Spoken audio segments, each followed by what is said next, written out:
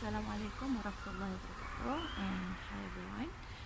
Today is the 14th day of MCO, and it's the 31st of March 2020.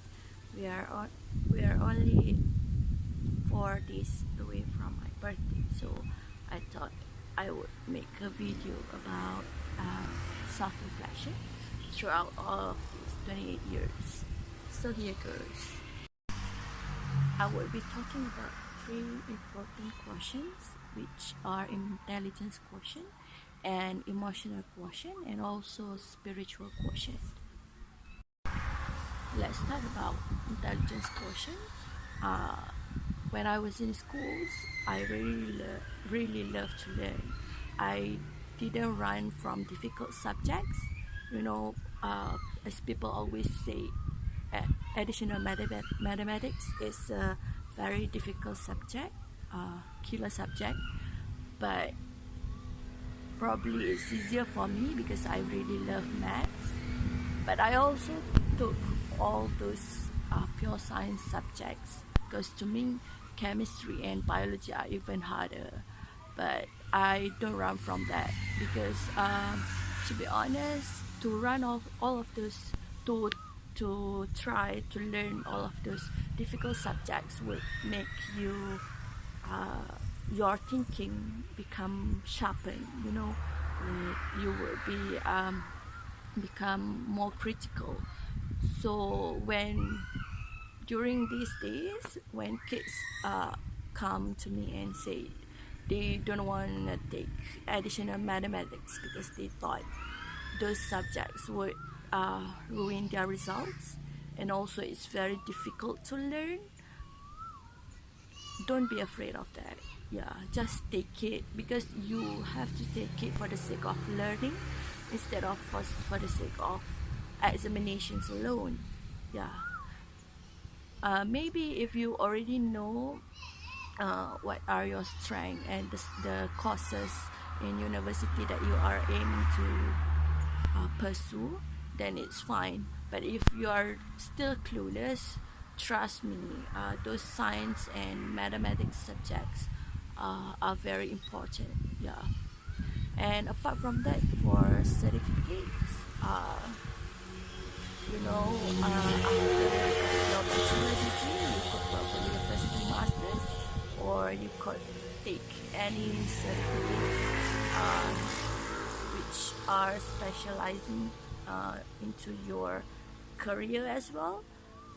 And to me, those certificates, for example like ACCA or graduate certificates,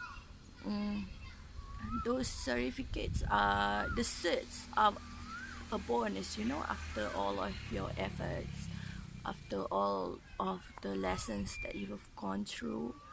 And the process is much more important than the result itself.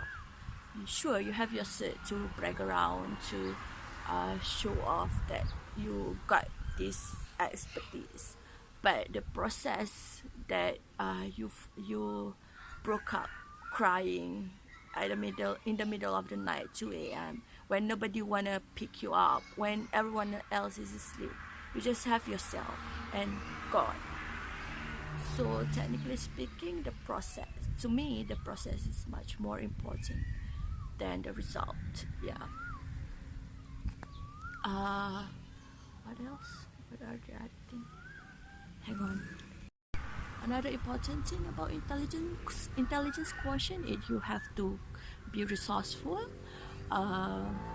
You have to know how to read, write, speak, listen. Technically it's IELTS or any other English proficiency test. Those skills you needed to survive in this world. Because you have to know, there are massive articles on the internet, and you have to choose which one is good, which one shouldn't be read at all. Like your time investment is very much important. So I thought yeah, you got to be resourceful, and you got to know where to dig information instead of just read everything, or yeah, you know. Moving on to emotional quotient. This is 28 years old Nurul Saadah speaking. After have gone through 7 years of bipolar mood disorder type 1, technically, emotionally, I don't think I'm really good at handling it, but probably better than my old self. So I thought three important things for myself is that I got to know how to do things moderately, because usually when I do something, I do it like, yeah, I know we got to do it wholeheartedly, but when I do it like too much, it triggers my bipolar genes. For example, if I got happy, like very elated, excited, ecstatic or whatnot, then I would turn into hypomanic or manic, which would really hard to be tamed. And hypomanic, like the easily triggered and irritability, it really uh, it is really hard to control. Yeah, so better yet to do things moderately. Yeah, especially when it comes to stress. When it comes to stress, I mean, if the thing is stressful, I wouldn't like stress very lightly. Usually I got very easily stressed, even over petty things also, the people call it. And the next thing is to handle anger and short-temperedness much better, because yeah, I am short-tempered by nature. As I've always told my friends, is like, by default, the default setting in myself is like I am a short-tempered person and a very angry person. But that's not an excuse for me to not to become better, to become more patient with people. Yeah, I mean, I am very much patient with myself, but when it comes to dealing with people, I can't hold my short-temperedness very well.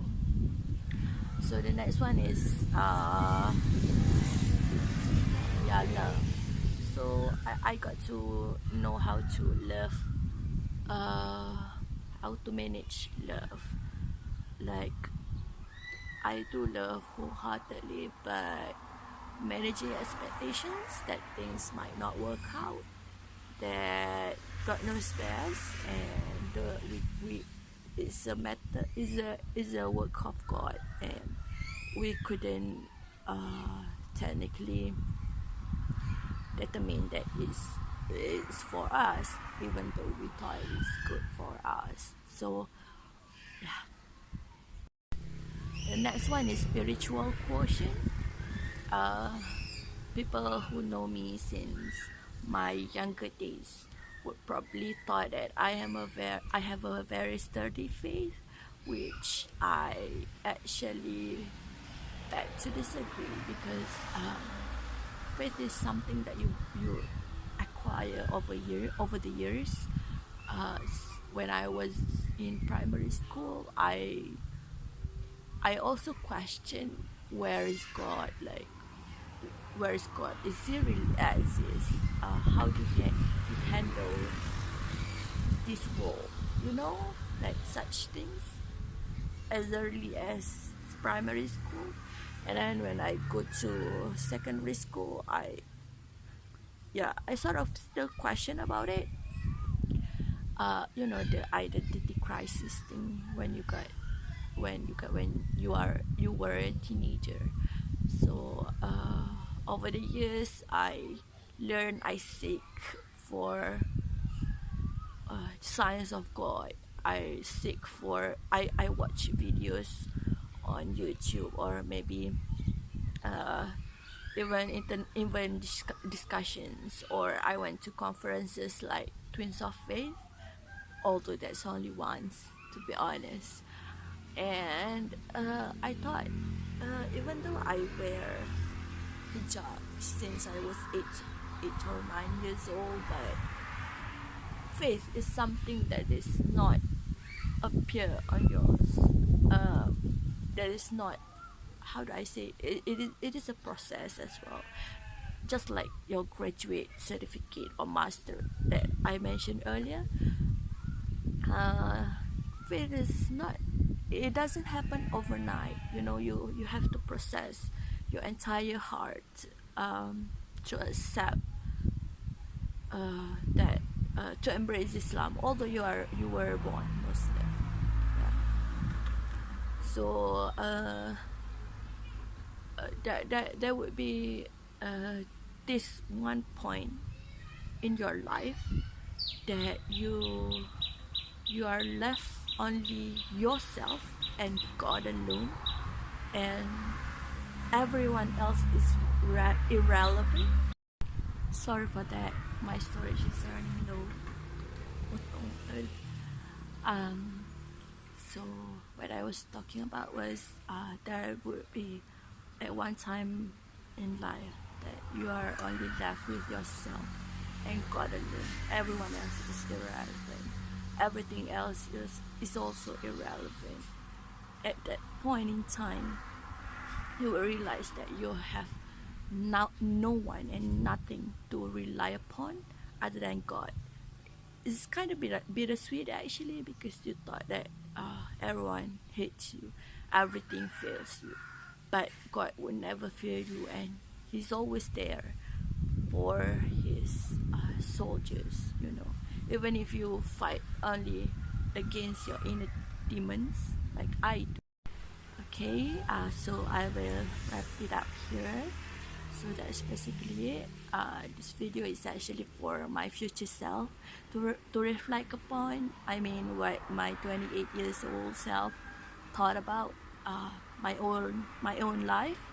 So in the future, I would be much more prepared, or probably much wiser. Yeah, definitely much wiser, inshallah. So if you feel like this video is also beneficial for your life, so I will be much more delighted, much more delighted. I would be much delighted to help. Yeah. So happy birthday to myself. Happy birthday, Nurul Saadah. Happy 28th birthday. So you are only 2 years away until you are 30. Better to catch up. Yeah. So thank you very much for watching. I'm honored to have all of you to view this very crappy videos that I actually this is my first time talking about my birthday. Yeah, self-reflection kind of thing, because I thought I would actually do a half marathon for my birthday in Perlis, but apparently the MCO postponed the run, so it's no longer on my birthday, and I can't run either because it's being extended, the MCO being extended up until my birthday. So yeah, thank you very much for watching. Assalamualaikum.